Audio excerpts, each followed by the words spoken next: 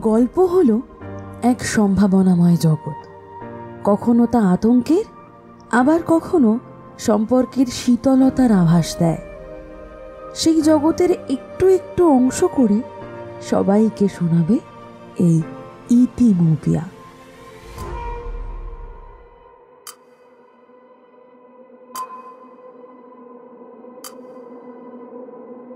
ভাবিয়া করিও কাজ, করিয়া ভাবিও না। ছোট থেকে শুনে আসা এই সাবধানবাণীটা আমরা প্রতিটা মানুষই বড্ড লঘু করে দেখি। কোনো একটা কাজ করার আগে পরবর্তী কী প্রভাব পড়তে পারে সে বিষয়ে চিন্তাটা আমরা পরবর্তী সময়ের জন্যই তুলে রাখি, আর ফলাফল অনেক সময়ই হয়ে ওঠে ভয়ঙ্কর। আমাদের আজকের নিবেদন মৃত্যুপুরী সিরিজের 14 এপিসোড মানবেন্দ্র পালের কলমে বামনের কঙ্কাল।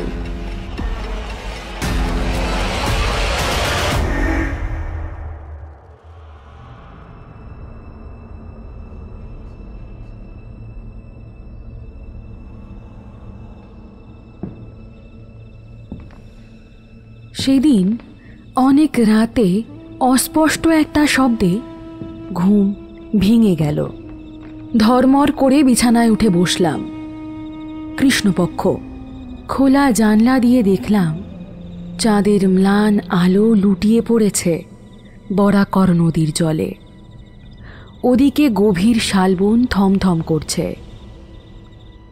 আমি বিছানায় বসে কান পেতে রইলাম।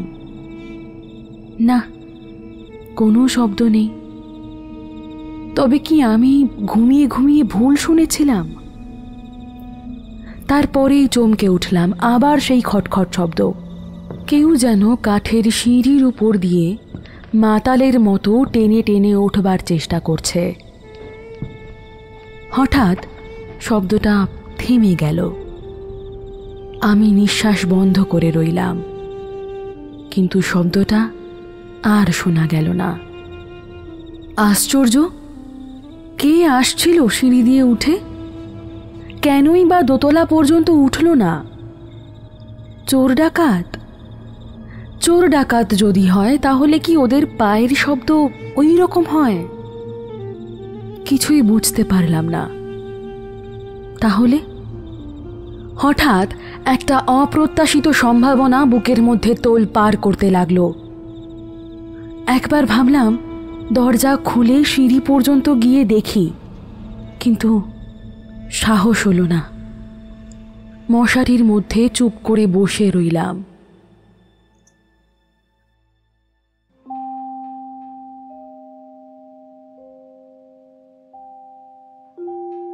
বরাকর জায়গাটা পশ্চিমবঙ্গ আর বিহারের বর্ডারে।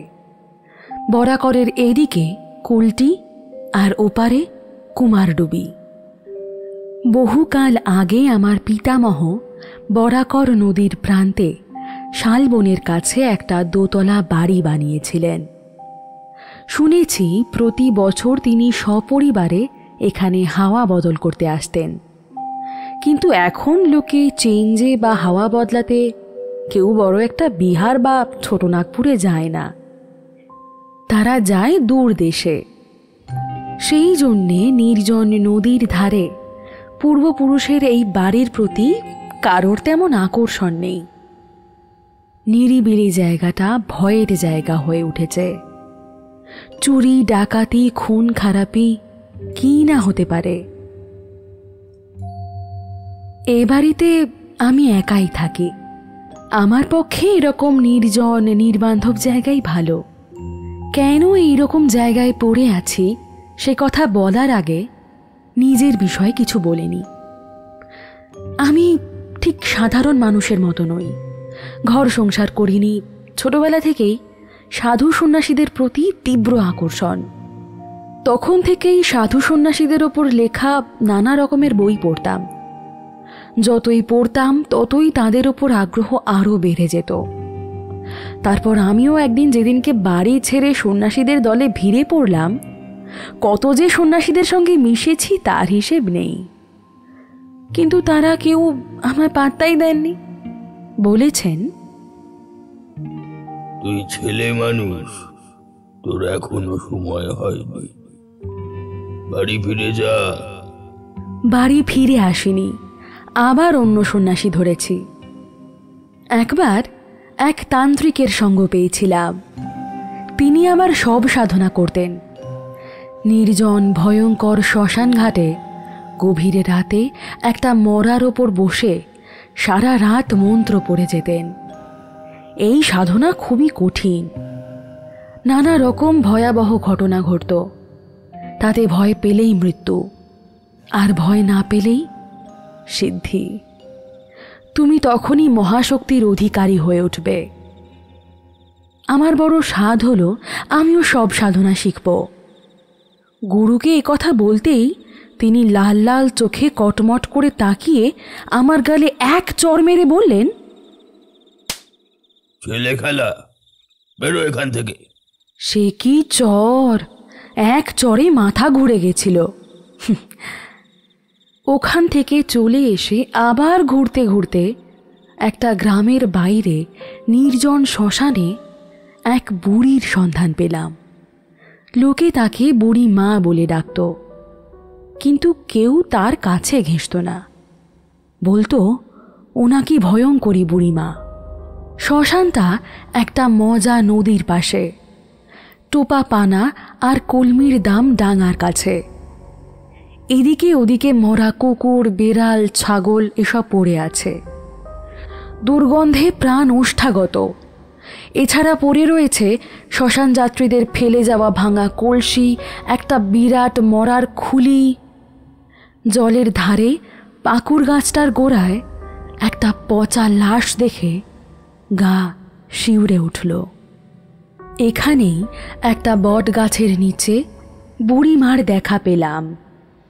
ছেঁড়া ময়লা একটা কাঁথা জড়িয়ে পড়ে আছে। মাথায় ঝাঁকড়া চুল জট পাকিয়ে গেছে, সর্বাঙ্গে মরা পোড়ানো ছাই মাখা। কাঁথা জড়ানো থুত্থুরি বুড়িকে দূর থেকে দেখলে মনে হয়েছিল একটা ময়লা কাপড়ের পুঁটলি। যাই হোক, বুড়িকে প্রণাম করার অনেকক্ষণ পর মনের ইচ্ছে জানালাম। বুড়ি থু করে আমার গায়ে থুতু দিয়ে খনা গলায় বললে, দৌড়া এখান থেকে, দৌড়া, নইলে মরবি। বুড়ির মুখে প্রথমেই মরার কথা শুনে খুব উৎসাহ পেলাম। বুঝলাম এখানে সাংঘাতিক কিছু ঘটলেও ঘটতে পারে। কাজেই আমি ওখান থেকে নড়লাম না। ওখানেই পড়ে থাকি, রোজই গাল খাই। মরা পোড়ানো কাঠ ছুঁড়ে নির্দয়ভাবে মারে, পিঠ ফেটে রক্ত পড়ে, তাও নড়ি না। এমন করে 1 মাস গেল, 2 মাস গেল। এর মধ্যে কত রকমের ভয় পেলাম, কত রকমের বুক কাঁপানো শব্দ। এক সময় 3খানি মাত্র দাঁত নিয়ে বুড়ি হি হি করে ভয়ঙ্কর হাসি হেসে ওঠে। আমি তখন তার দিকে তাকিয়ে মা মা করে ডাকি। অমনি ভয় কেটে যায়। ক্রমে বোধহয় আমার ধৈর্য দেখে বুড়িমা একটু নরম হলো। ভূত প্রেতের কত কথা শোনালো।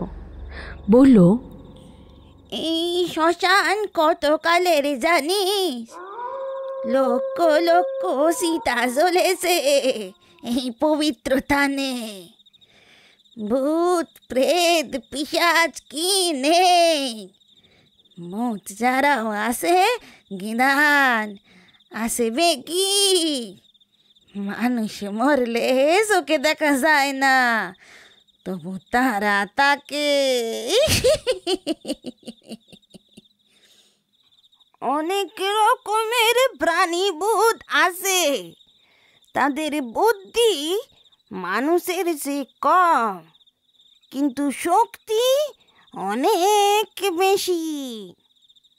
এরা হলো ডাকিনী আর শকিনী। আরও এক ধরনের অপদেবতা আছে, তারা আরও সাংঘাতিক। এদের বলে হাকিনী। মন্ত্র বলে এদের বশ করতে পারলে এদের যা করতে বলবে তাই করবে, কিন্তু একটু অসাবধান হলেই এরা তোকেই মেরে ফেলবে।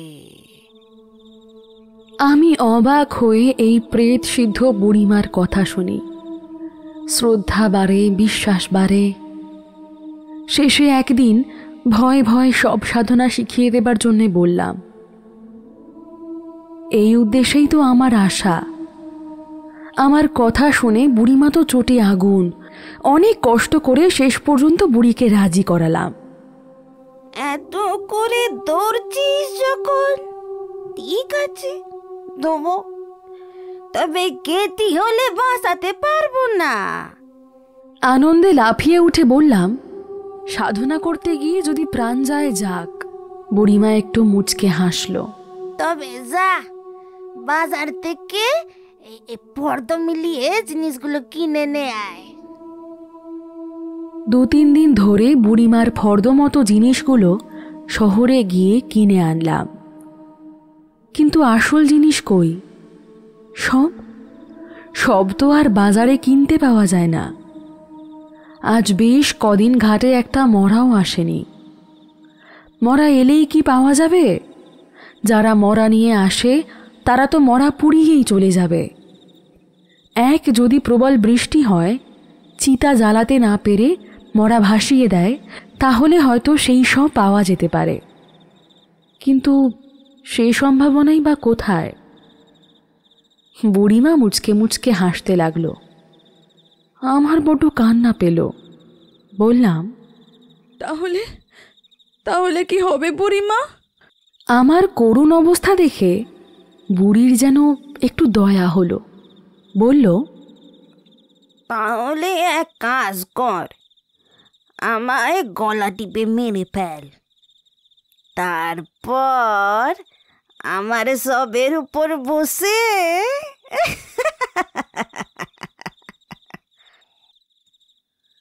প্রথমে ভেবেছিলাম বুড়ি মশকরা করছে, কিন্তু যখন সে কাঁদো কাঁদো হয়ে তার বড় বড় বাঁকানো রক্তশূন্য হাত দিয়ে আমার হাত ধরে বললে, ওরে আমি বলছি তুই আমায় মার, আমার শরীরটা তাহলে সব সিদ্ধ হবে, সব সিদ্ধ। ওরে আমি একটা সৎ কাজ করে মুক্তি পাবো। তখন আমি বিভ্রান্ত হয়ে পড়লাম।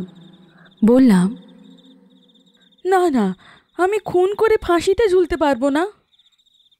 দূর পাগল, পুলিশ টের পাবে কি করে? এখানে জনমানুষই নেই। নে আগে শেষ করে দে, এনে। আমি খুন করতে পারবো না বলে ছুটে পালাবার চেষ্টা করতেই বুড়িমা খপ করে আমার হাতটা চেপে ধরল। সে যে কি শক্ত হাত তা বোঝাতে পারবো না। ওই থুত্থুরে বুড়ি এত শক্তি কোথায় পেল? বুড়িমা বলল, ওরে ওরে শোন শোন শোন, যেতে হবে না, যেতে হবে না, আমাকে মারতেও হবে না। আজ থেকে 3 দিন পর আমাবস্যার রাতে একটা মরা এসে ঘাটে ভিড়বে, তাকে নিয়েই বরং বসবি। মরা যে আসবেই, তুমি জানলে কি করে? আমি সব জানতে পারি।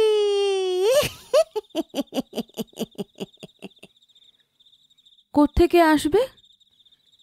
এখান থেকে ওই 1 মাইল পথ দূরে গদাধরপুরের সামারদের 14-15 বছরের ছেলে মরবে। আমি তাকে দেখেছি, বাড়ি সুলক্ষণ আছে। কিন্তু সে মরবেই, তুমি জানলে কি করে? বললাম তো, আমি সব জানতে পারি। সেখানটা আমার না থাকলে তুই এসেছিস কেন আমার কাছে?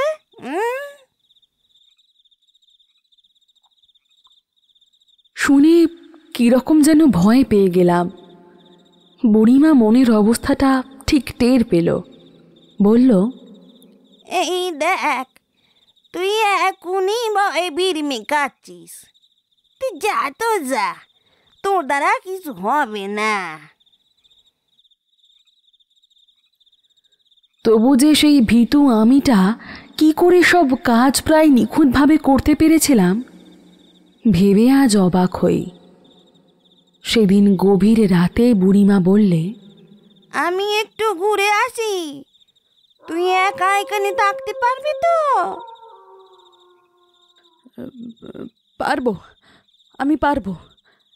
তুমি যাচ্ছ কোথায়? অত খুঁজে তোর কি দরকার? বেশ, কখন ফিরবে সেটা বলবে তো? রাত থাকতে থাকতেই ফিরে যাব। তোর তো দেখছি শীত করছে। দাঁড়া দাঁড়া। বলে চটের বস্তা থেকে একটা ছেঁড়া ময়লা দাগ ধরা বিছানার চাদর এনে বললে, নে, ইটা গায়ে দে, আরাম পাবি। ম্যাগো, এই চাদর পেলে কোথায়? পাবো আবার কোথায়? গাঁটে মরা আছে, তাদের গা থেকে খুলে নি। ঘেন্নায় কুঁকড়ে গেলাম, কিন্তু মুখে তা প্রকাশ করতে সাহস পেলাম না। দেখলাম বুড়িমা নদীর ধার দিয়ে হাঁটতে হাঁটতে বড্ড তাড়াতাড়ি অদৃশ্য হয়ে গেল। চলে যেতেই গা থেকে চাদরটা বাঁ হাতের দুটো আঙুলে করে ধরে দূরে ছুঁড়ে ফেলে দিলাম। কিছুক্ষণ কেমন যেন বিহ্বল হয়ে বসে রইলাম। তারপরেই গাটা ছমছম করতে লাগলো। এই ভয়ঙ্কর নির্জন শ্মশান ভূমিতে নিশীথ রাতে কখনো একা থাকিনি। সামনে উত্তর পশ্চিম কোণে একটা ঝাঁকড়া তেঁতুল গাছ, তার একটা পাতাও নড়ছে না। মাঝে মাঝে বুনো ঝিকুর ফুলের বিশ্রী গন্ধ ভেসে আসছে। অন্ধকার আকাশে ঝিকমিক করছে তারা, যেন আমাকে ভয় দেখাচ্ছে হাজার হাজার চোখ মেলে। হঠাৎ মাথার উপর বট গাছের পাতাগুলো নড়ে উঠল। আমি শিউরে উঠলাম। যদিও জানি কোনো বড় পাখি পাখা ঝাপটালো, কিন্তু কত বড় পাখি সেটা যে এত জোরে পাতা নাড়াতে পারে? তখনই চোখ পড়ল নদীর ধারে সেই খুলিটার দিকে। মনে হলো খুলিটা যেন হঠাৎ খুব বড় হয়ে গেছে। ওটাকে তো রোজই দেখি, এত বড় তো ছিল না। গভীরে রাতে খুলিও কি বড় হয়ে ওঠে? ওটা আবার গড়াতে গড়াতে আমার কাছে চলে আসবে না তো? আমি ভয়ে চোখ বুজে বসে রইলাম। প্রায় রাত 3টের সময় বুড়িমা ফিরে এলো। কোথা থেকে কোন পথে কেমন করে এলো কিছুই জানি না, শুধু দেখলাম আমার সামনে দাঁড়িয়ে আছে। আমি তাড়াতাড়ি চাদরটা গায়ে জড়িয়ে নিলাম।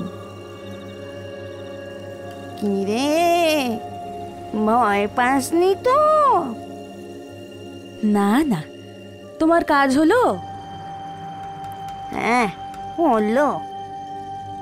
কি এমন জরুরি কাজে তাকে যেতে হলো তা জিজ্ঞেস করতে সাহস হয়নি।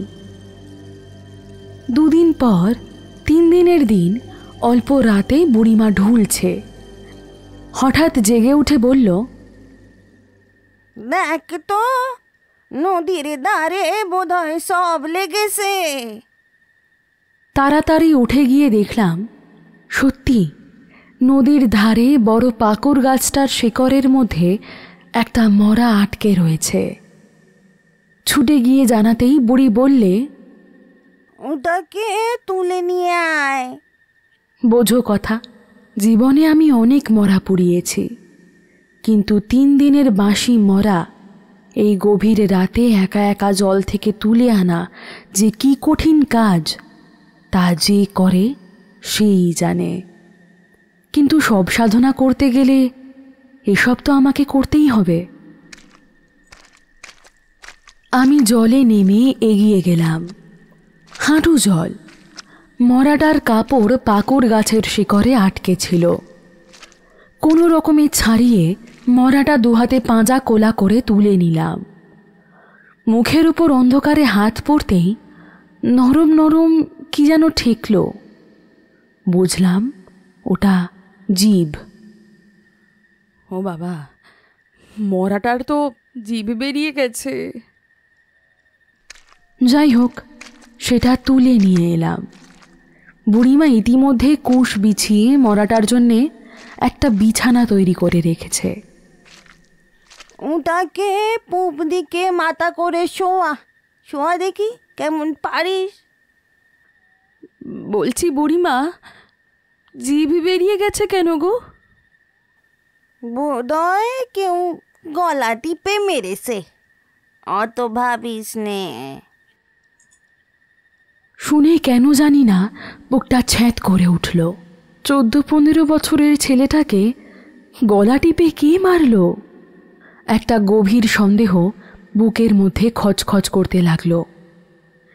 বুড়িমা যেন আমার মনের কথাটা বুঝে নিয়ে বলল, অত ভাবিস নে, ছোঁড়াটা আর সৎগতি হয়ে গেল।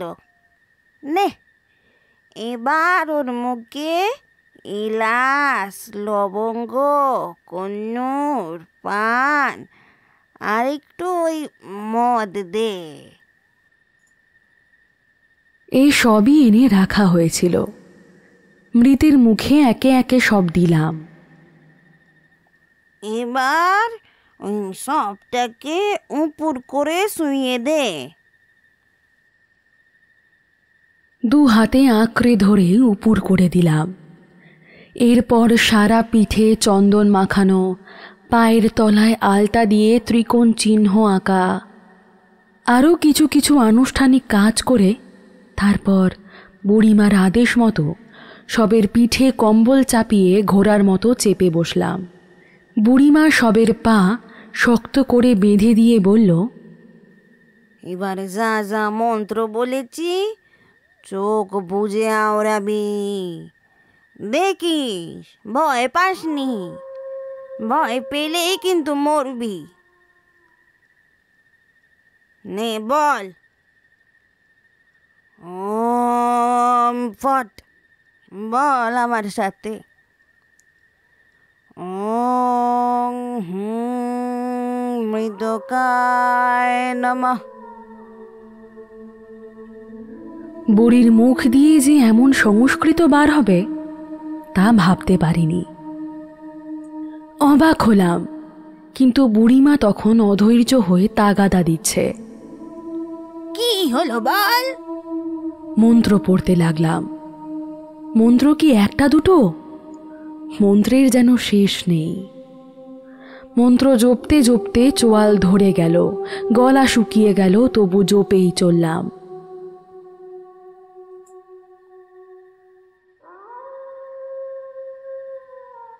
রাত 2 প্রহর হলো।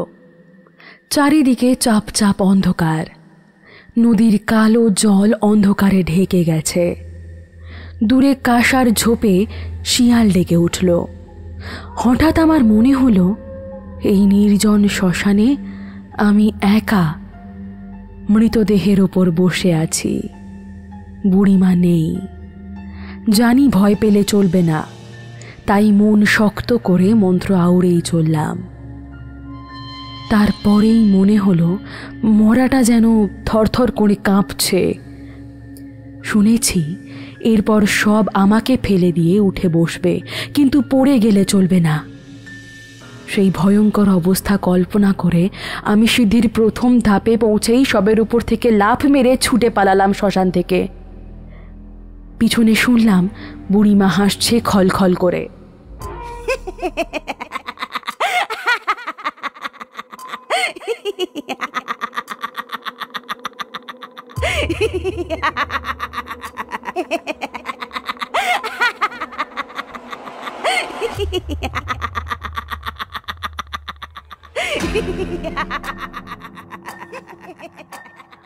সব সাধনার এখানেই আমার ইতি। আর কখনো আমি অমুখ হইনি।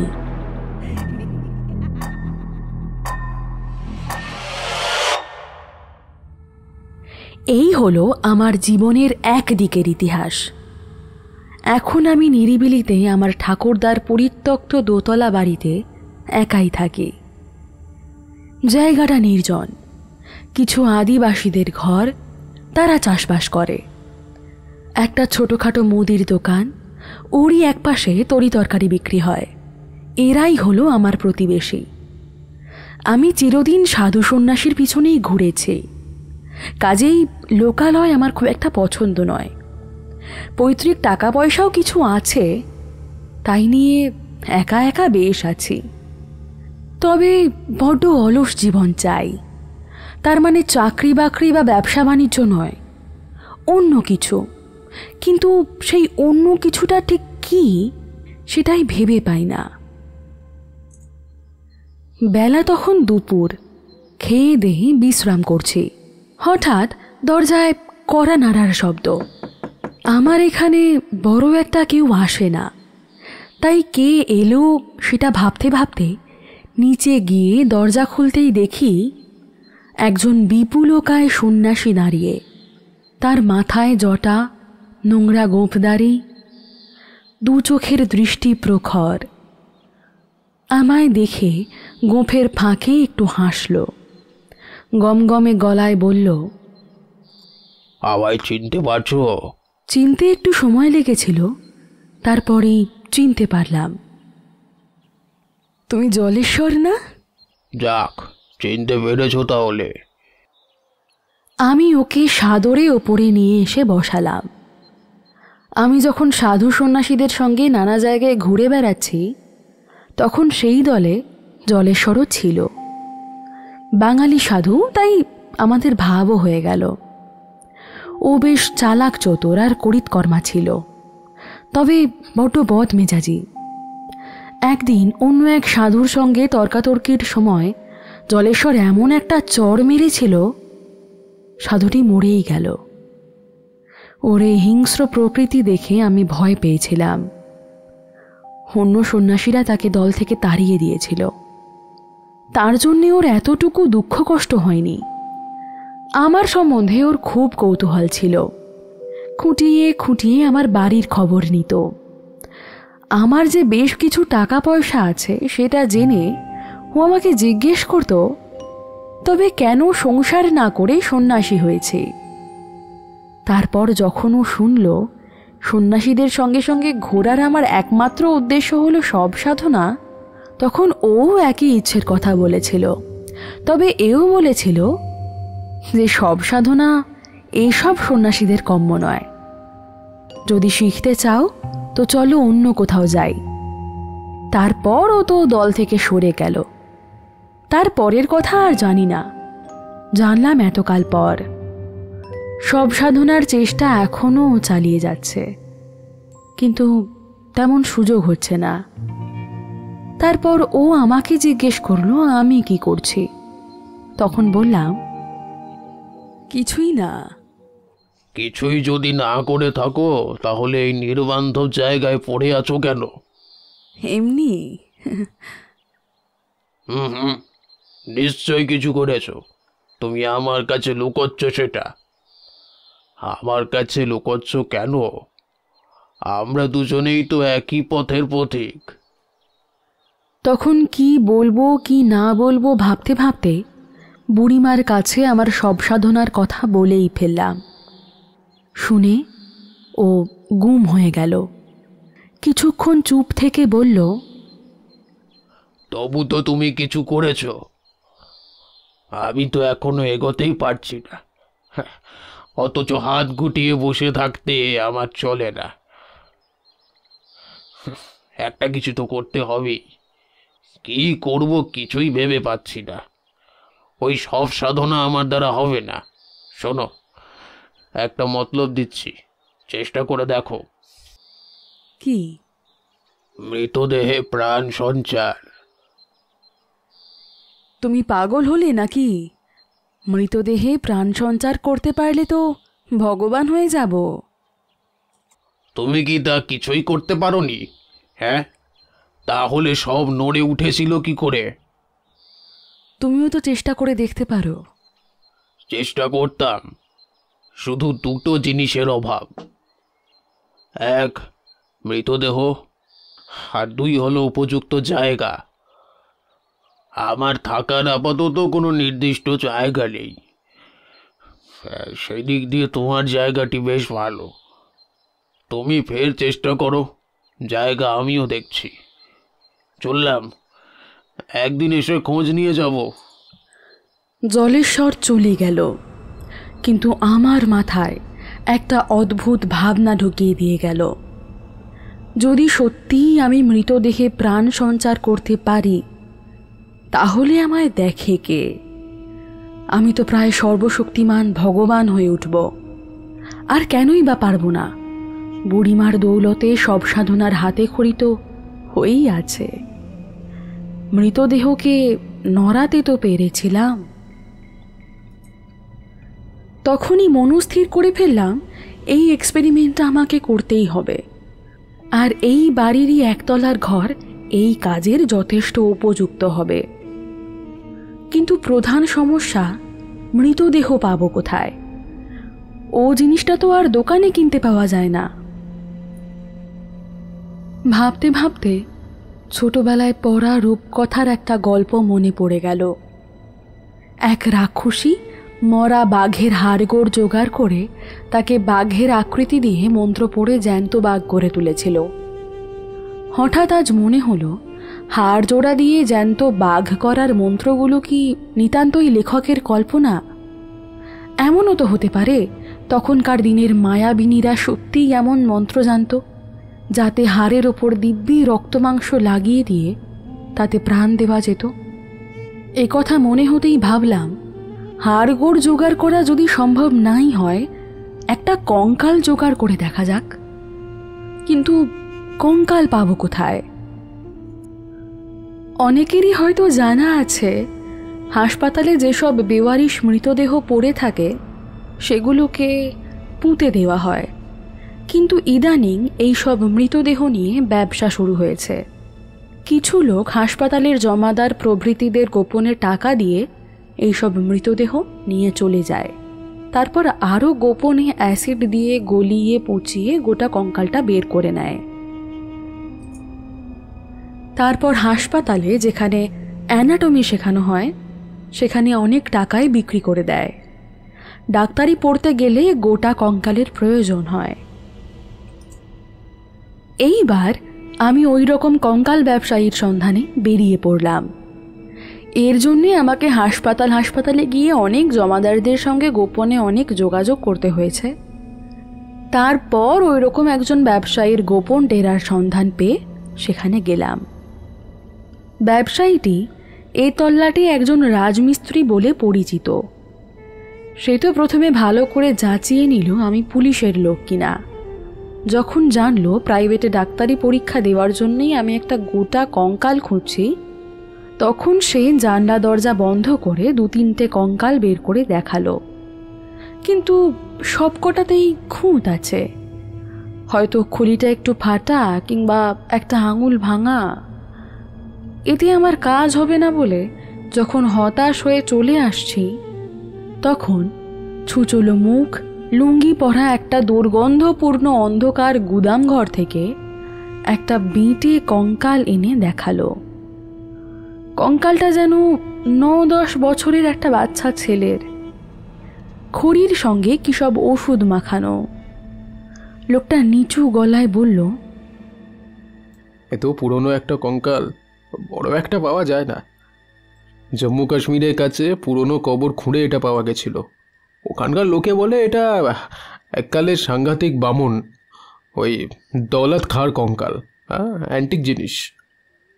এটা বামনের কঙ্কাল? জি স্যার, দেখছেন না কিরকম মোটা মোটা আঙুল, দেহের তুলনায় কত বড় মাথা, বুকের খাঁচটা কত চওড়া। এ চিজ কোথায় পাবেন? এ কঙ্কাল কোনো এক দৌলত খাঁরই হোক বা নসরত খাঁরই হোক, ও নিয়ে মাথা না ঘামিয়ে আমি ওটাই যথেষ্ট বেশি দাম দিয়ে কিনে নিলাম। কিন্তু এটা অত দূরে আমার বাড়ি পর্যন্ত নিয়ে যাব কি করে? কোলে করে তো আর নিয়ে যাওয়া যায় না। সেই ব্যবস্থা ব্যবসায়ী করে দিল। ওর চেনাশোনা একজন ছই ঢাকা গরুর গাড়ি ডেকে আনলো। কঙ্কালটা আপাদমস্তক কম্বল দিয়ে মুড়ে নিরাপদে বাড়ি নিয়ে এলাম। আমার বাড়ির নিচের তলার একটা ঘর, বেশ অন্ধকার। সেখানেই পুরু করে খড় বিছিয়ে তার উপর কঙ্কালটা রাখতে গেলাম, কিন্তু কঙ্কালটা যেন হাত থেকে পিছলে পড়ে গেল। আশ্চর্য হলাম, পড়ে যাবার তো কথা নয়, আমি তো 2 হাত দিয়ে শক্ত করে ধরেছিলাম, আর পড়বি তো পর উপর হয়ে। আমি হাঁটু গেড়ে বসে 2 হাত দিয়ে কঙ্কালটা চিৎ করে রাখলাম। চিৎ করে দিতেই মনে হলো কঙ্কালটার চোখের গর্ত দুটো যেন কেমন, গর্তের ভিতরে কি যেন চিকচিক করছে।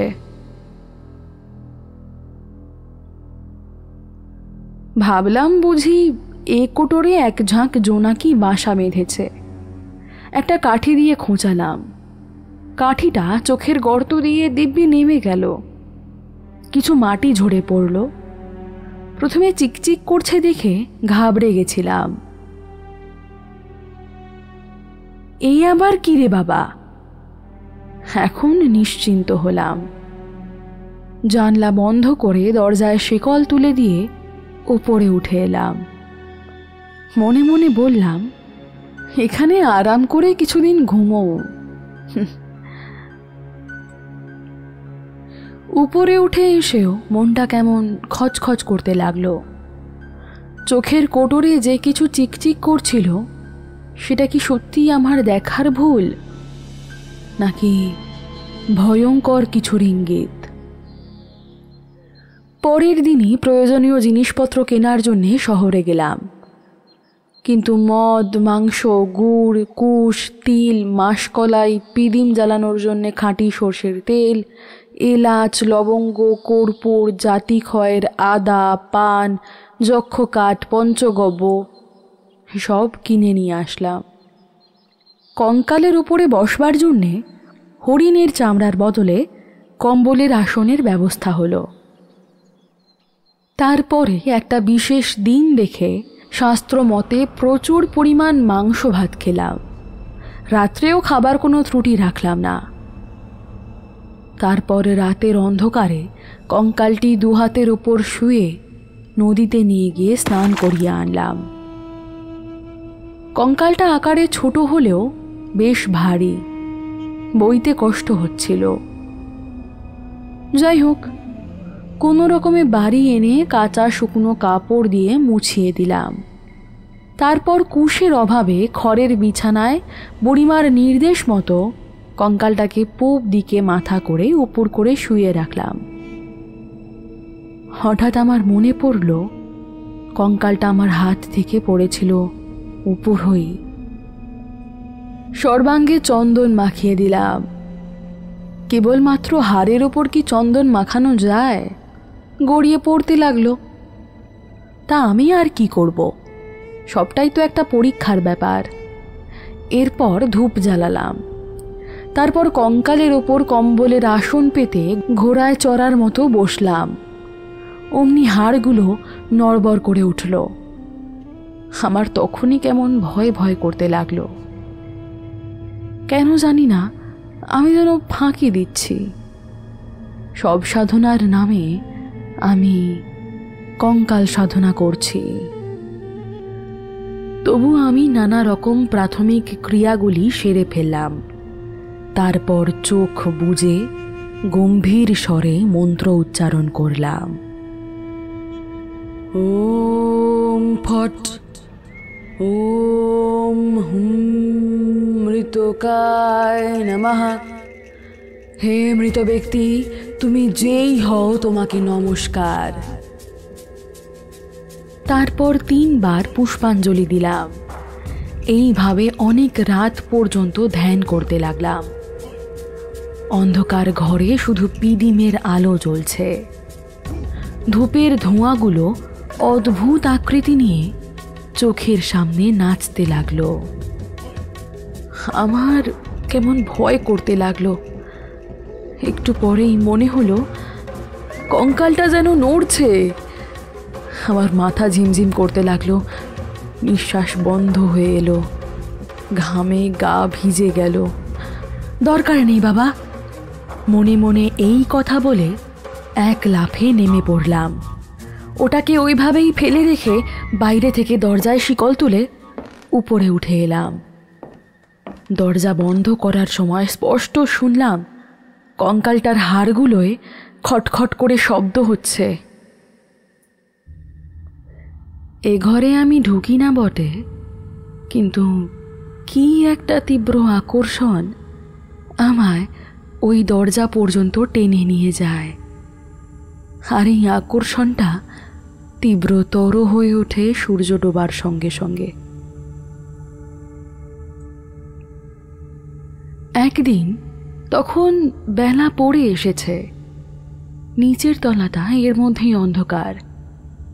আমি যেন আমার অজান্তেই দরজার কাছে গিয়ে দাঁড়ালাম। গোটা বাড়িটা নিঝুম, নিস্তব্ধ। হঠাৎ মনে হলো ঘরের মধ্যে নিঃশ্বাস ফেলার শব্দ। চমকে উঠলাম। এ তো মানুষের নিঃশ্বাস প্রশ্বাস, কিন্তু এ ঘরে মানুষ কোথায়? তবে কি কোনো জন্তু? না, এ জন্তু নয়। জন্তু ঢুকবেই বা কি করে? এ নিঃশ্বাস মানুষের। আমার মেরুদণ্ড দিয়ে একটা হিমস্রোত বয়ে গেল, সর্বাঙ্গে কাঁটা দিয়ে উঠল। বুঝতে পারলাম ঘরে জীবিত কেউ আছে। ভয়ে তাড়াতাড়ি উপরে উঠে এলাম। তারপর দরজা বন্ধ করে বিছানার ওপর পা গুটিয়ে বসে রইলাম। এই বাড়িতে বেশ কিছুকাল ধরে একাই থাকি, কিন্তু কোনো দিন ভয় পাইনি। আজ মনে হলো এত বড় বাড়িতে আমি আর একা নই, অন্য কেউ আছে। সে আর যাই হোক, মানুষ নয়। আমার গা হাত পা কাঁপতে লাগলো। সাধারণত মাঝরাতে আমার ঘুম ভাঙে না, কিন্তু সেই দিন ঘটল ব্যতিক্রম। অনেক রাতে ঘুম ভেঙে জেগে উঠলাম। মনে হলো মাথার কাছে বন্ধ জানলাটা বাইরে থেকে কেউ খুলবার চেষ্টা করছে। চমকে উঠে বসলাম। চোর নাকি? আমি নিঃশ্বাস বন্ধ করে কান পেতে রইলাম।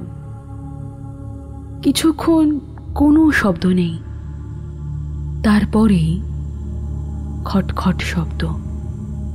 কেউ যেন জানলার পাল্লা ধরে টান দিচ্ছে। আমি সর্বশক্তি দিয়ে চেঁচিয়ে উঠলাম, কে? শব্দটা থেমে গেল, কিন্তু মিনিট দুই পরেই অন্যরকম শব্দ হলো। কিছু একটা ভারী জিনিস যেন জানলা থেকে পড়ে গেল, অথবা কেউ লাফিয়ে পড়ল। তারপরেই শুকনো পাতা মারিয়ে কিছু যেন দ্রুত চলে গেল। সে রাতে আর ঘুম হলো না। কে এসেছিল দোতলার জানলায়? কেনই বা জানলা খোলবার চেষ্টা করছিল? কিছুই বুঝতে পারলাম না। হাতের কাছে টর্চ ছিল, কিন্তু জ্বালবার সুযোগ হয়নি। সত্যি কি চোর কিংবা ডাকাত উঠেছিল? কিন্তু চোর হোক বা ডাকাতি হোক, উঠবে কি করে? এদিকের দেওয়াল থেকে জল পড়ার কোনো পাইপ নেই, আর দেওয়াল বেয়ে দোতলায় ওঠা কোনো মানুষের সাধ্য নয়। তবে কি লোকটা মই নিয়ে এসেছিল? তা হতে পারে, কিন্তু নামবার সময় লাফ দিয়ে পড়ল কেন? কি জানি। পরের দিন সকালে জানলার নিচে কোনো ফেলে যাওয়া মই আমি দেখতে পাইনি। এইভাবে নানা সংশয়ে সন্দেহে আমি যখন দোদুল্যমান, তখনই আর একদিন রাতে এই কাহিনীর প্রথমেই যে ঘটনার উল্লেখ আমি করেছি, সেই রকম একটা ঘটনা ঘটল। ইদানিং রাতে ভালো করে ঘুম হতো না। কেবলই মনে হতো আবার বুঝি কেউ জানলার কপাট খোলবার চেষ্টা করছে। চোর ডাকাতে করছে জানলেও নিশ্চিন্ত হতে পারতাম, কেননা চোরের কাছ থেকে সাবধান সতর্ক হওয়া যায়। কিন্তু অন্য কিছু হলে? দ্বিতীয়, রাতের ঘটনায় কেউ একজন যেন কাঠের পা নিয়ে খটখট করে দোতলায় উঠে আসছিল। কে আসছিল? যে সেদিন জানলা ভেঙে ঘরে ঢোকার চেষ্টা করেছিল সেই কি? যে আসছিল সে যে আমার মুখোমুখি দাঁড়াতে চায় সে বিষয়ে আমার বিন্দুমাত্র সন্দেহ নেই। কিন্তু কেন? আমাকে তার কিসের দরকার? এ কথা মনে হতেই ভয়ে আমার চুলগুলো খাঁড়া হয়ে ওঠে। পরদিন সকালে নিচের ঘরের সামনে গিয়ে দেখি দরজা তেমন শিকলতলাই রয়েছে, কিন্তু জানালার পাল্লাটা খোলা। আশ্চর্য! কে খুলল দরজাটা? পিছনের দরজা তো বন্ধই থাকে। আমি তখনই বেরিয়ে পড়লাম। এদিক ওদিক ঘুরতে ঘুরতে নদীর ধারে চলে এলাম। হঠাৎ নজরে পড়ল বালির ওপর পায়ের চিহ্ন। সে পদচিহ্ন পূর্ণবয়স্ক মানুষের নয়, কোনো বালকেরও নয়। 1 বিঘতেরও কম লম্বা, কিন্তু বেশ গভীর। গভীরতা দেখে বোঝা যায় যার পায়ের চিহ্ন সে ওজনে ভারী। তাছাড়া লক্ষ্য করলাম আঙুলগুলো অস্বাভাবিক ফাঁক ফাঁক, হাড়গুলো তুলনায় সরু। আমি সেই পদচিহ্ন অনুসরণ করে চললাম শালবনের দিকে, কিন্তু জঙ্গলের মধ্যে বেশি দূর চিহ্নগুলো খুঁজে পেলাম না। ফিরে আসবো ভাবছি, হঠাৎ জঙ্গলের একপাশে 5-6টা বাদুর মরে পড়ে আছে। সবকটাই খণ্ড বিখণ্ড। এতগুলো বাদুর একসঙ্গে কি করে মরল? আর কেই বা সেগুলোকে অমন করে ছিঁড়ে খেয়েছে তা বোধগম্য হলো না। পরিষ্কার বোধগম্য না হলেও কেমন একটা সন্দেহ মনের মধ্যে খচখচ করতে লাগলো। যিনি একদিন আমার জানলা ভাঙতে গিয়েছিলেন কিংবা গভীর রাতে সিঁড়ি দিয়ে উঠতে চেষ্টা করেছিলেন, সেই বামন দেবতাটির কাজ নয় তো? ভাবতেও সারা গায়ে কাঁটা দিয়ে উঠল। এতদিন নির্জন বাড়িতে একা একা বেশ ছিলাম, কি কুক্ষণে যে জলেশ্বর এসে আমার মাথায় মরণ খেলার নেশা ঢুকিয়ে দিয়ে গেল। বাড়ি ফিরেই শেকল বন্ধ দরজার কাছে এসে দাঁড়ালাম। দরজা খুলতে সাহস হলো না। জানলাটা একটু ফাঁক করে দেখলাম তিনি খড়ের বিছানায় দিব্যি শান্তভাবে শায়িত করেছেন।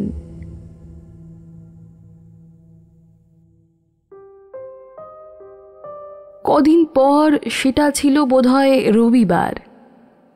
আমার বাড়ি থেকে মাইলখানেক দূরে বাজারের দিকে যেতে যে ফ্যাঁকড়া রাস্তাটা একটা বাঁক খেয়ে শালবনের দিকে গেছে, সেই মোড়ে পৌঁছতেই দেখলাম লোকের জটলা, সবারই চোখে মুখে আতঙ্কের ছাপ।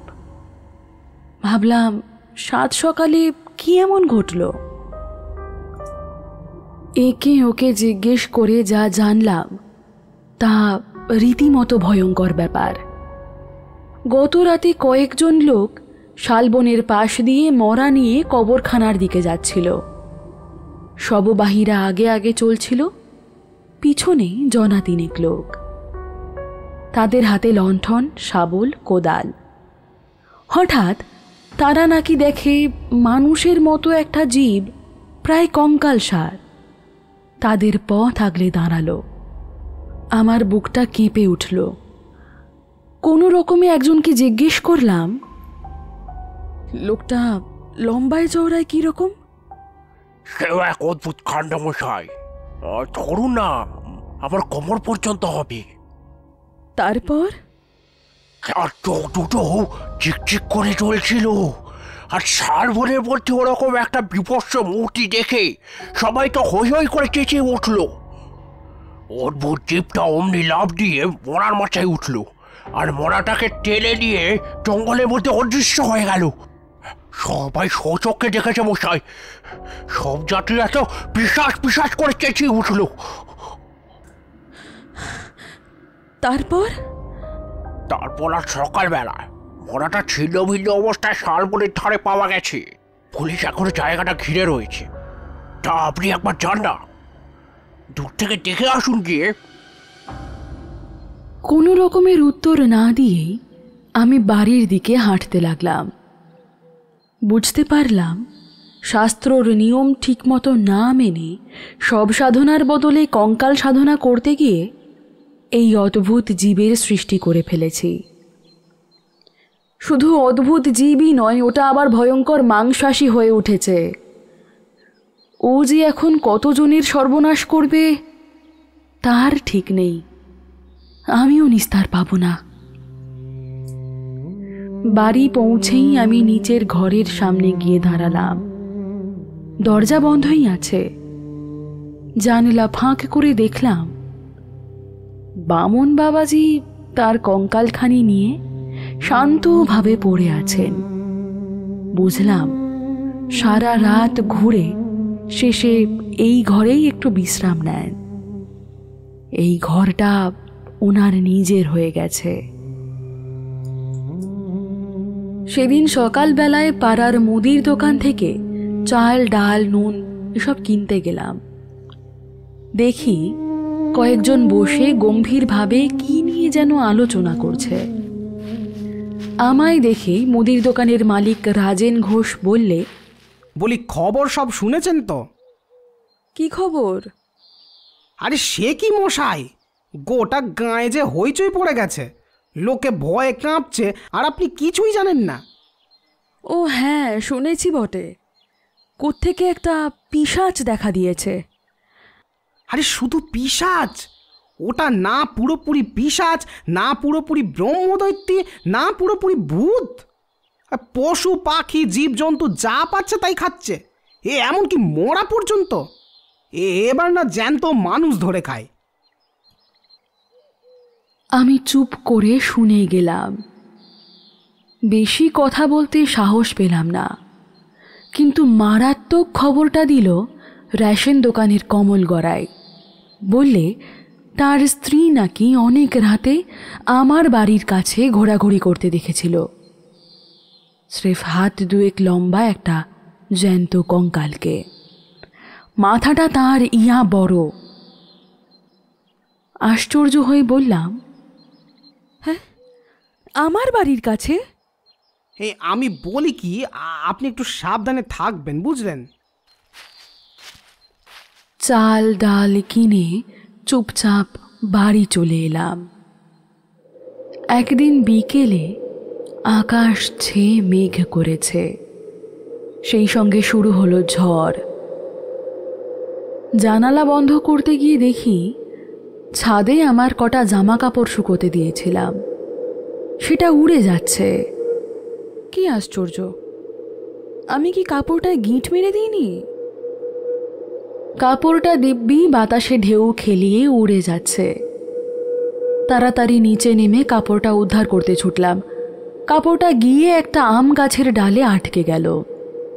কোনো রকমে ডিঙি মেরে একটা কঞ্চির সাহায্যে ওটা পেরে নিলাম।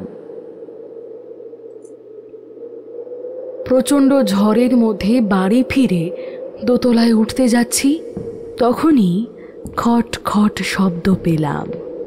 তাড়াতাড়ি থামের আড়ালে লুকোলাম। দেখলাম কঙ্কালটা সিঁড়ি দিয়ে নেমে আসছে।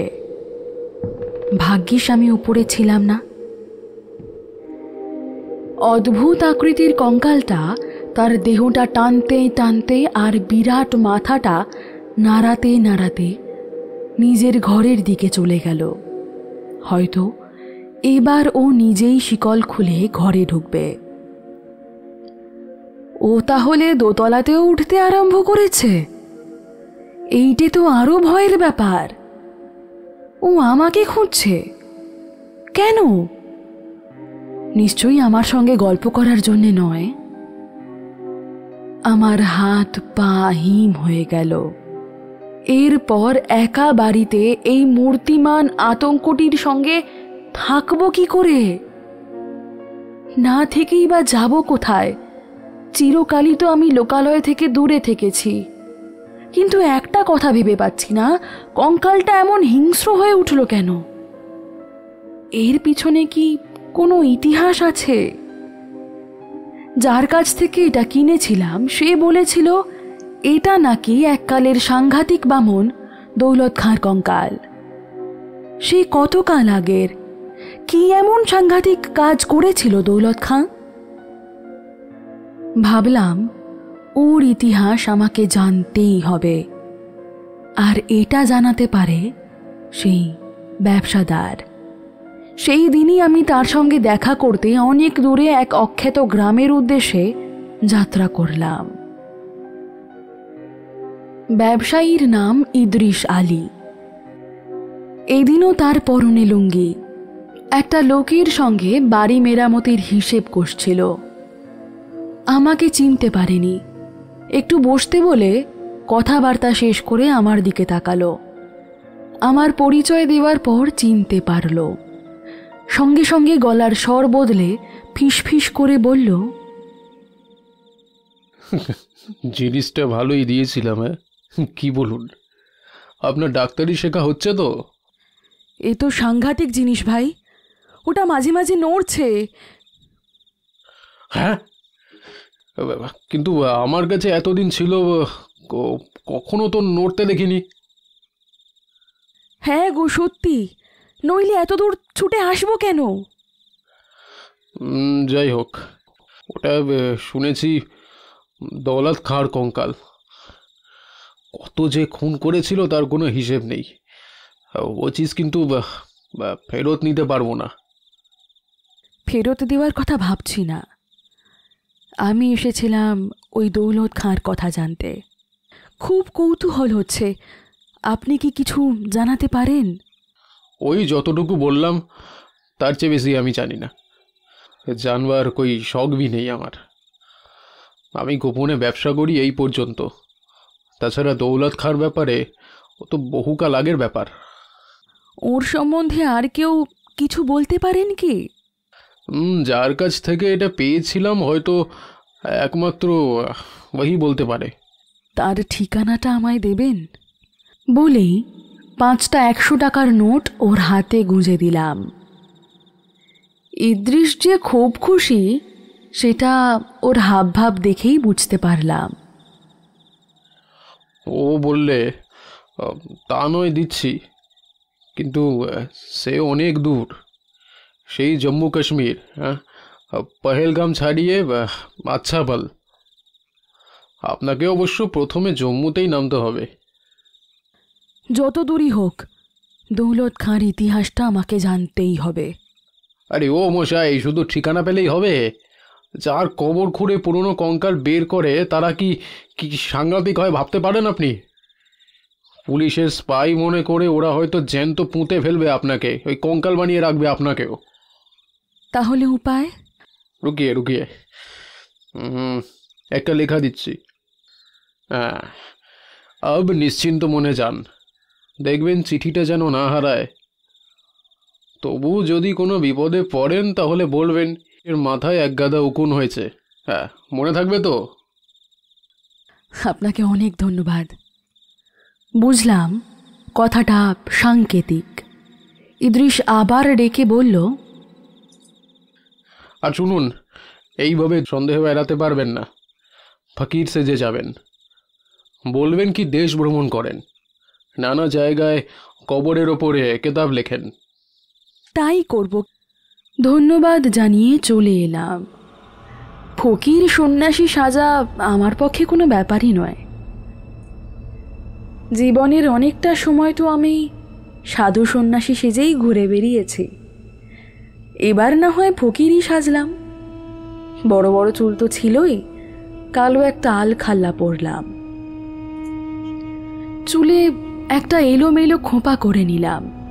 কালো একটা বড় ঝুলি, চোখে সুরমা, গলায় কাঁচ পাথরের মালা। ব্যাস, একেবারে নির্ভেজাল ফকির। তারপর একদিন শিয়ালদা থেকে জন্মতাওয়াই এক্সপ্রেসে চড়ে বসলাম। মনে বেশ আনন্দ, কতদিন পর দেশ ভ্রমণে চলেছি। আর তাছাড়া ওই হতভাগা কঙ্কালটার হাত থেকেও কিছুদিনের জন্য রেহাই পাব। পাক্কা 2 রাত্রির কাটিয়ে জম্মু, সেখানে অনেক সকালে বাসে উঠে শ্রীনগর। রাত্রিটা একটা ছোটোখাটো হোটেলে কাটিয়ে দিয়ে পরের দিন পাহেলগাম, সেখান থেকে মাটন হয়ে আচ্ছাবাল। আঁকা বাঁকা পাহাড়ি রাস্তা, মাঝে মাঝে ঝর্ণা, গোড়ালি ডোবা সরু নদী, কখনো কখনো ছোট ছোট ঘর বাড়ি। এখানেই রয়েছে মোগল বাগান। কাছের ভুঙ্গি নদীর জলধারা পাহাড় ভেঙে এখানে ঝর্ণা হয়েছে। আর এখানেই 1640 খ্রিস্টাব্দে শাহজাহান কন্যা মোগল বাগান তৈরি করলেন, যার সুন্দর সবুজ লনে কেয়ারি করা অজস্র রং বেরঙের ফুলের মাধুর্য ছড়িয়ে আছে স্বপ্নের মতো। কিন্তু প্রকৃতির সৌন্দর্য উপভোগ করার মতো মনের অবস্থা তখন আমার ছিল না। জালালউদ্দিনের ঠিকানা খুঁজে বার করতে হবে, জানতে হবে বামন দৌলত খাঁর ইতিহাস। খুব সহজ কাজ নয়। অনেক খোঁজাখুঁজির পর জালালউদ্দিনের সন্ধান পেলাম। এখানে একটা ছোট সরাইখানা চালায়, যেমন লোক দেখানো রাজমিস্ত্রির কাজ ইদ্রিসের। একটা ছোট ঘরে বসেছিল 3 জন, লম্বা চওড়া চেহারা, চোয়াল শক্ত, চোখগুলো সাপের মতো। এরা যে শুধু পুরনো কবর খুঁড়ে কঙ্কাল চুরি করে তা নয়, বোধহয় আরও কিছু ভয়ানক কাজটাজ করে। চিঠিটা একজনের হাতে দিয়েই খামের উপর নামটা পড়ে সে আরেকজনকে দিল। তার একটা চোখ কানা, সম্ভবত সেই জালালউদ্দিন, কেননা চিঠিটা সেই খুলে পড়ল। চিঠিটা পড়ে সে প্রথমে একটু অবাক হয়ে আমার দিকে তাকালো, তারপর চিঠিটা অন্যজনের হাতে দিল। চিঠিটা 3 জনেই পড়ল। এবার আমাদের কথাবার্তা শুরু হলো। ওরা উর্দু হিন্দি মিশিয়ে কথা বলছিল, ভাঙা ভাঙা বাংলাও জানে। ওদের প্রশ্ন করার ভঙ্গি দেখে বুঝলাম আমি যে কিতাব লেখার জন্যে দৌলত খাঁর ইতিহাস জানতে এসেছি তা ওরা বিশ্বাস করছে না। শুধু অবিশ্বাস করাই নয়, আমি যে একটা প্রতারক এমন সন্দেহও প্রকাশ করছিল। আমি ওদের বোঝাতে চাইলাম, চিঠিটা ইদ্রিস আলী নিজে লিখেছে, হাতের লেখা মিলিয়ে দেখো। চিঠিটা তো জালও হতে পারে।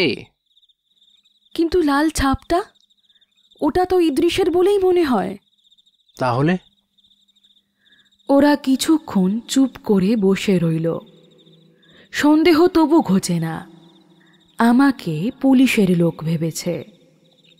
আমি যে পুলিশের কেউ নই তা প্রমাণ করতে না পারলে আমাকে মরতে হবেই। আমি ভীত চোখে ওদের দিকে তাকিয়ে রইলাম। আচ্ছা ফকির মা, ইদ্রিস কি আর কিছু বলেছে আপনাকে? কই না তো। বলেছে এই চিঠিখানা দিলেই তুমি যা জানতে চাইছো তা সবই জানতে পারবে। না। ব্যাস, আর কিছু বলেনি? আবার কি বলবে?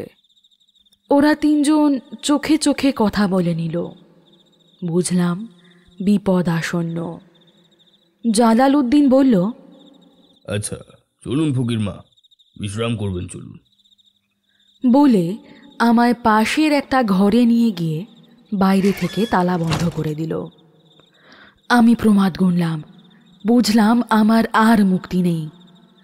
আমায় ওরা বিশ্বাস করছে না। 2 দিন কেটে গেল বন্দি অবস্থায়। আমার মাথায় কেবলই ঘুরছিল, ইদ্রিস আর কি কিছু বলেছিল? না, আর কি বলবে? ও হ্যাঁ, বলেছিল ফকিরের বেশ ধরতে হবে। তা তো আমি ধরেছি, কিন্তু আর তো কিছু বলেনি। সেদিন দুপুরবেলায় ওদের একজন ঘরে ঢুকে উর্দু হিন্দি মিশিয়ে যে কথাটা বললে তা করলে দাঁড়ায় এই রকম। কি কি মতলব এসেছো? একটু খোলাগুলি বলো তো। ইদ্রিসের চিঠিতেই তা লেখা আছে। ও চিঠি জাল? না, ও চিঠি জাল নয়। আর জাল যদি না হয় তাহলে ইদ্রিস আর কি বলেছে বলো? না, ও আর কিচ্ছু বলেনি। তাহলে তুমি ধাপ্পাবাজ, পাক্কা ধাপ্পাবাজ। আর ধাপ্পাবাজদের শাস্তি কি হয়, হ্যাঁ, জানলা দিয়ে তাকিয়ে একবার দেখো। দেখলাম দুজন লোক এক জায়গায় কোদাল দিয়ে মাটি কোপাচ্ছে। হায় ভগবান, ওরা আমার কবর খুঁড়ছে। লোকটা দরজায় তালা বন্ধ করে চলে গেল, আর আমি আসন্ন মৃত্যুর কথা ভেবে গুম হয়ে রইলাম। কি কুক্ষণে ওই বামনের কঙ্কালটার ইতিহাস জানতে চেয়েছিলাম। এর চেয়ে ওটার হাতে মরণ ভালো ছিল, তবু নিজের বাড়িতে মরতে পারতাম। কিন্তু ইদ্রিস আরও কি যেন বলেছিল, মনে পড়ছে না। হ্যাঁ, বলেছিল চিঠি পড়েও যদি ওরা বিশ্বাস না করে তাহলে তাহলে বলো। কি যেন বলতে বলেছিল? ইদ্রিসের কি একটা রোগ হয়েছিল না? উদ্রি, ভিড়মি, না মাথায় গন্ডগোল? না, রোগ টোগ নয়। তাহলে তাহলে কিছুতেই তো কিছু মনে পড়ছে না।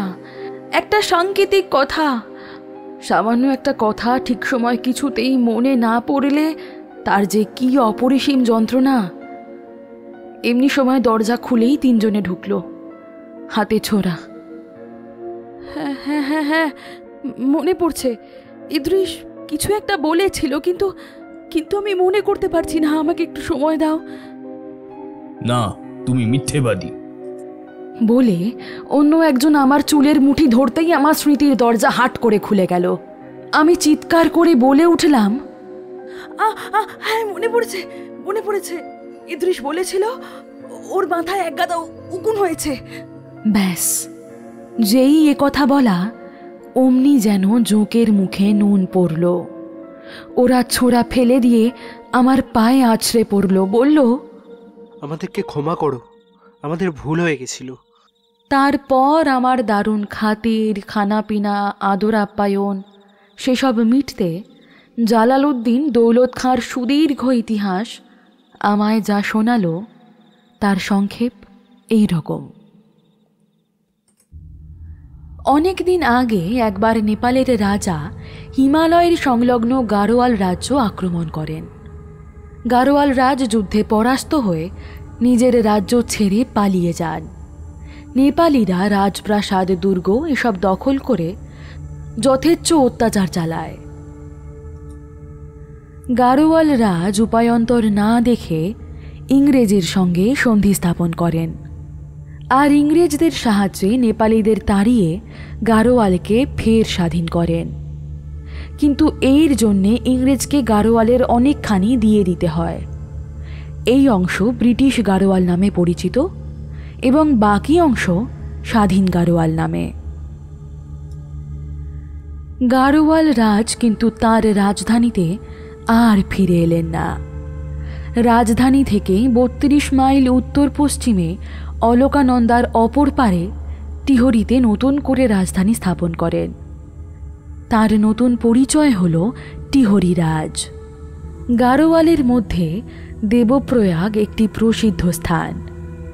এখানে একটি পুরনো মন্দির আছে, তার মধ্যে রাম সীতার মূর্তি। এই মন্দিরের অধিকারী টিহরির রাজা। মন্দিরে অনেক ধনসম্পত্তি লুকোনো আছে। টিহরি রাজ্যের নিয়ম, রাজার মৃত্যু হলে তার নিজের ব্যবহারের সব জিনিস এই মন্দিরে রাখা হয়। এই গাড়োয়ালের এক পর্বত গুহায় একটা অদ্ভুত দর্শন লোক ছিল। আকারে বেঁটে, মাথাটা দেহের তুলনায় অনেক বড়। সেই মাথায় রোঁয়া রোঁয়া চুল, ভয়ঙ্কর দুটো চোখ, আঙুলে হিংস্র জন্তুদের মতো বাঁকানো নখ। সেই লোকালয় বড় একটা আসতো না, জীবজন্তু মেরে খেত, খুদে রাক্ষস জাতীয় আর কি। যারা তাকে দেখেছিল তারা ভয় পালাতো। তার কি জাত কি ধর্ম তা কেউ জানত না। তার একমাত্র পরিচয় ছিল পাহাড়ি শয়তান। কত যে তার বয়স কেউ বুঝতে পারত না। কে যে কেন তার নাম দৌলত খাঁ রেখেছিল কেউ তা জানে না। ক্রমে সে লোকালয় আসতে আরম্ভ করল। ইচ্ছে করলেই সে অসাধারণ তৎপরতায় মানুষ খুন করতে পারত। ওদিকে নেপাল রাজ প্রতিশোধ নেবার জন্যে নানা রকম ফন্দি আঁটছেন। তিনি যখন দৌলত খাঁর মতো হিংস্র বামনের কথা জানলেন তখন গোপনে তাকে ডেকে পাঠালেন। তার উপর ভার দেওয়া হলো টিহরি রাজ্যে সন্ত্রাস চালাতে হবে যাতে টিহরি রাজ জব্দ হন। দৌলত খাঁর এটা বেশ মনের মতো কাজ হলো। অহেতুক নরহত্যায় ওর দারুণ আনন্দ। গভীর রাতে সে টিহরির পথে পথে ঘুরে বেড়ায়। যাকেই পায় তীক্ষ্ণ নখ দিয়ে নরসিংহ অবতারের মতো পেট চিরে ফেলে, অথচ তাকে কেউ ধরতে পারে না, কারণ রাতের অন্ধকারে সে তার ছোট্ট দেহটা নিয়ে চটপট লুকিয়ে পড়তে পারে। শুধু তাই নয়, 2 মিনিটের মধ্যে গাছে ওঠা বা উঁচু পাঁচিলে ওঠা তার পক্ষে কিছুই অসম্ভব নয়।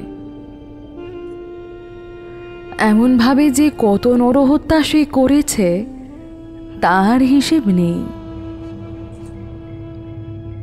এমন সময় নেপাল রাজার থেকে এক চর এসে বললে, রাজার ইচ্ছে দেবপ্রয়াগে টিহরি রাজের রাম সীতার মন্দিরে যে বিপুল ধনসম্পত্তি আছে তা এনে দিতে হবে। দৌলত খাঁর ধনদৌলতে লোভ ছিল না। টাকা পয়সা নিয়ে সে কি করবে? তার আনন্দ ছিল লুটপাট খুন খারাপি এসবে। নেপাল রাজের আদেশ পাওয়া মাত্র সে একদিন রাম সীতার মন্দিরে অভিযান চালালে। সেই মন্দিরে একজন সাধক থাকতেন। দৌলত খাঁ তাকে হত্যা করতে গেল, আর ঠিক তখনই মন্দিরের ভিতর থেকে একটা বিষধর সাপ সাধকের কোলের ওপর দিয়ে এসে দৌলত খাঁকে কামড়ে দিল। মরবার মুহূর্তে দৌলত খাঁ বুঝে গেল ওই সাধকই তাকে মেরেছে। এই হলো দৌলত খাঁর ইতিহাস। তাঁরই কঙ্কাল আমার বাড়িতে দিব্যি অধিষ্ঠান করছে। এক বুক দুর্ভাবনা নিয়ে নিজের বাড়িতে ফিরে এলাম। কঙ্কালটা কেন যে এত ভয়ঙ্কর হিংস্র তা বুঝতে পারলাম। এও বুঝলাম যেহেতু একজন সাধক তার মৃত্যুর কারণ, সেই জন্যে দৌলত খাঁর হাত থেকে আমারও নিষ্কৃতি নেই।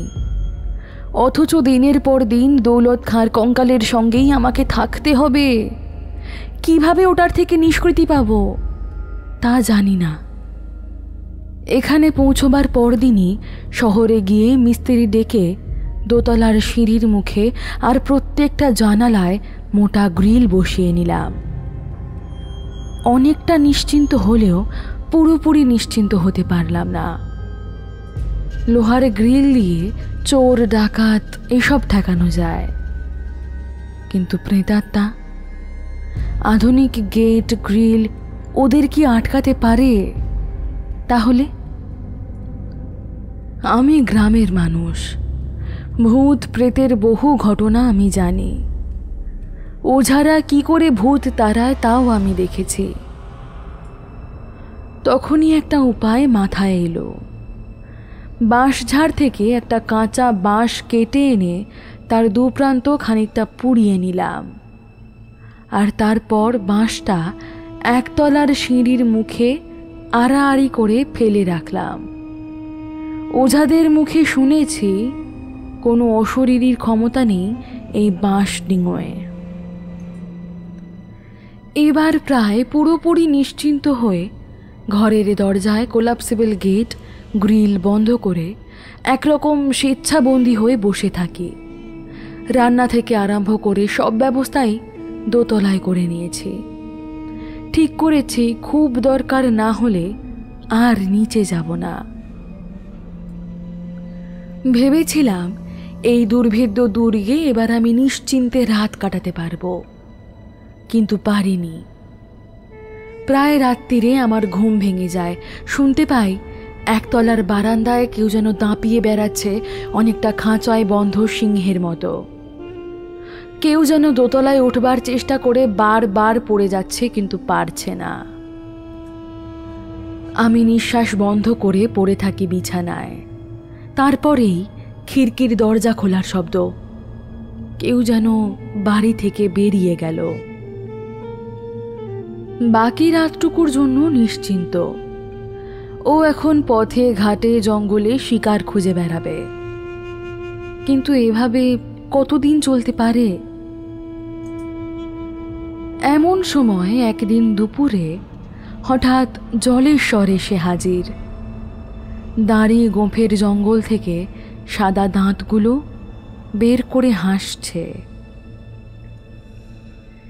এই লোকটাকে আমি একদম সহ্য করতে পারি না।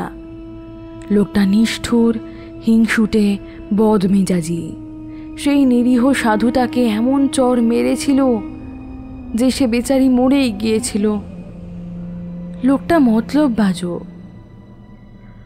তবু আমার এই দুঃসাহ নিঃসঙ্গতার মধ্যে ও যখন এসে দাঁড়ালো তখন খুশি হলাম।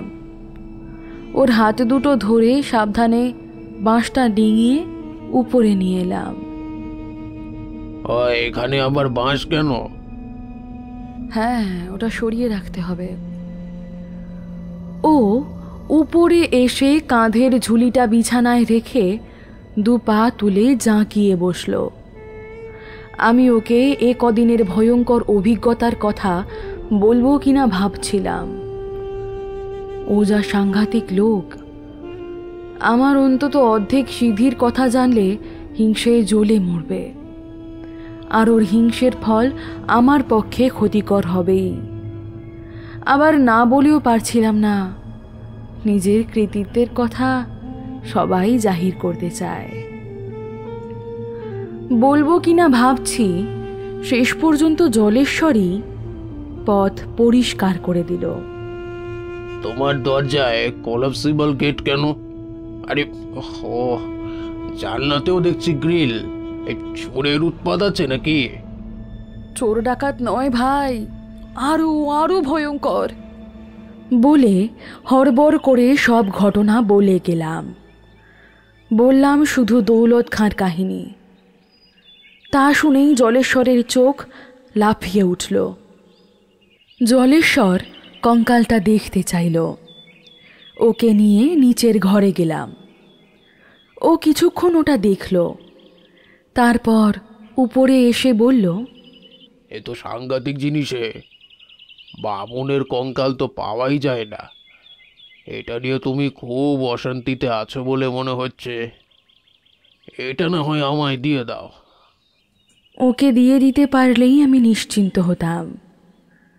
দেওয়াই বোধহয় উচিত ছিল, কিন্তু কেন যেন মন চাইল না। আশ্চর্য, যে জিনিসটা আমার নিত্য ভয়ের কারণ, যার গতি হলে আমি নিশ্চিন্ত হতাম, সেটা আমি তাকে দিতে পারলাম না। যেটাকে আমি তিল তিল করে তৈরি করেছি, যাকে নিয়ে ভয়ঙ্কর পরীক্ষা করেছি, সে যেন একমাত্র আমারই সম্পত্তি।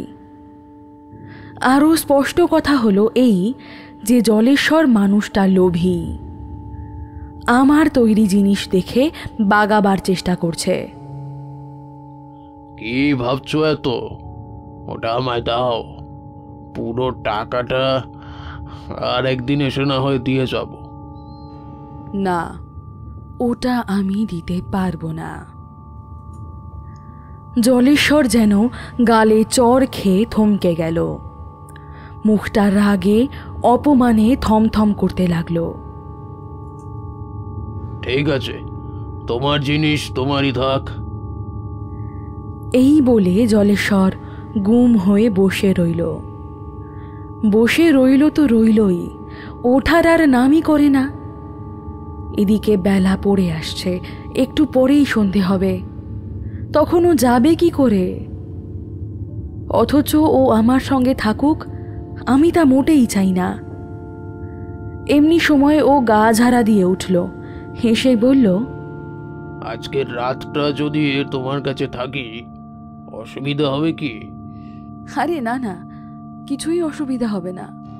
তবু জলেশ্বরের মতো সাংঘাতিক একটা লোককে নিয়ে একসঙ্গে রাত্রিবাস করা যে কি ভয়ঙ্কর ব্যাপার তা অন্য কেউ বুঝতে পারবে না।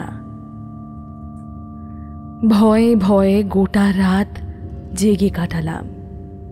মুখের উপর রোদ এসে পড়তেই ঘুমটা ভেঙে গেল। ধর্মর করে উঠে বসলাম, দেখি জলেশ্বর আগেই উঠে গেছে। নিজেকে ধিক্কার দিলাম, ইস, অতিথি আগে উঠে যাবে আর বাড়ির কর্ত্রী পড়ে পড়ে ঘুমোবে।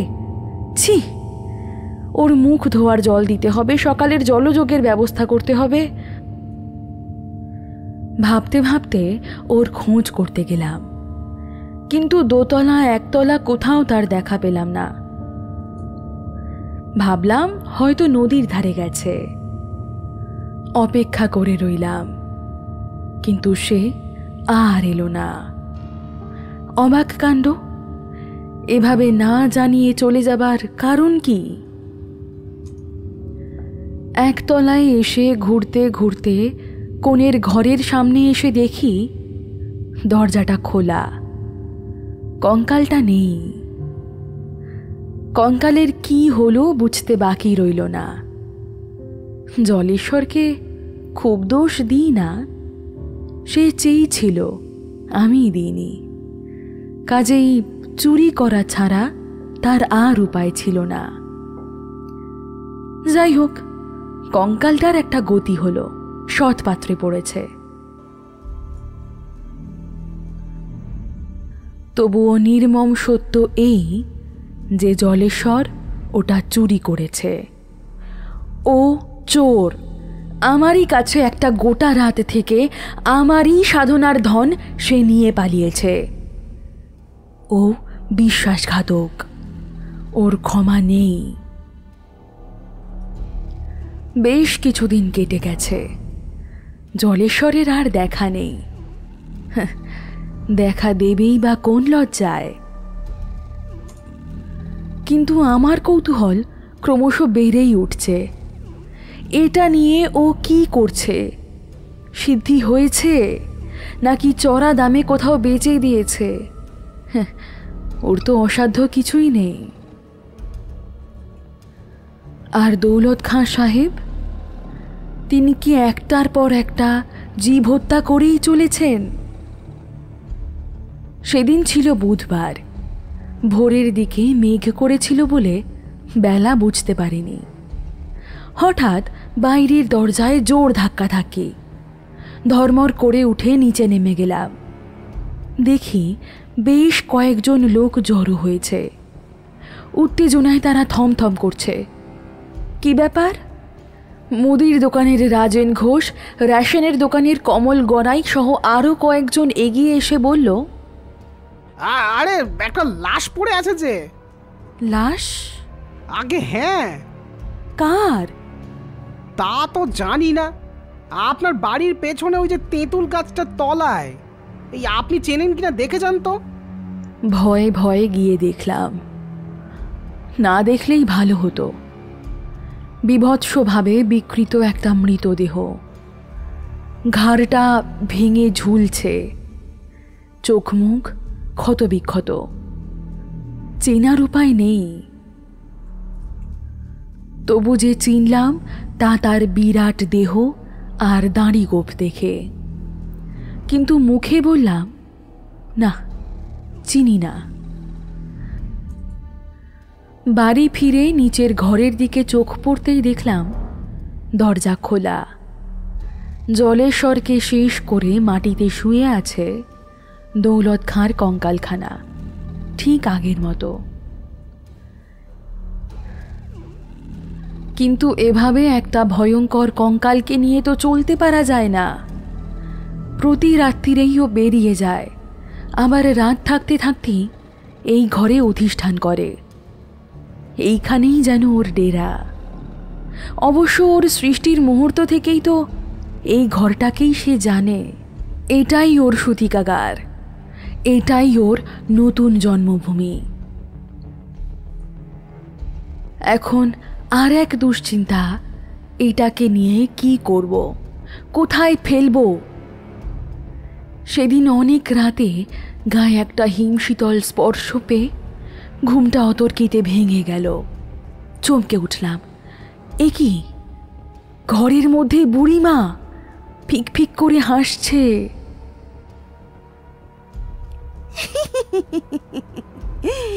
কি কি এত ভাবছিস? ওটা আমাকে দিয়ে আয়, সদ্গতি করে দেবো। ধর্মর করে উঠে বসলাম। বুড়িমা যেন ভোজবাজির মতো মিলিয়ে গেছে। এ কি স্বপ্ন হতে পারে? কিন্তু তার বরফের মতো ঠান্ডা হাতের স্পর্শটা এখনো গায়ে লেগে আছে। যাই হোক, দু একদিন পরেই আমি গরুর গাড়ি করে কঙ্কালটা নিয়ে বুড়িমার সেই শ্মশানে গিয়ে হাজির হলাম, যেখানে আমি দিনের পর দিন কাটিয়েছি। আশ্চর্য, বুড়িমা যেন জানতো আমি আসব। হেসে বলল,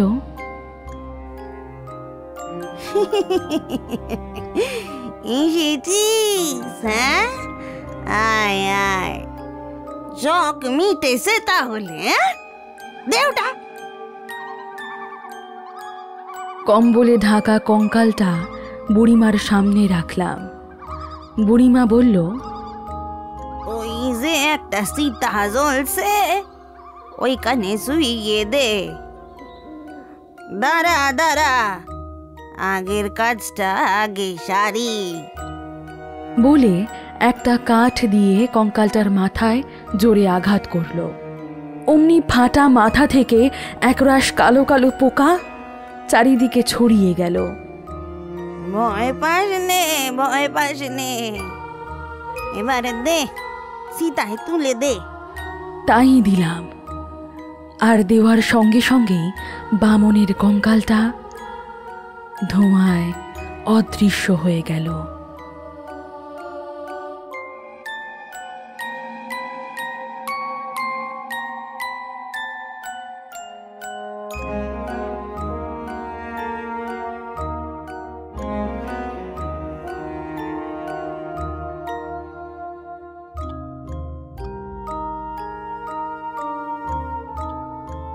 অতীত।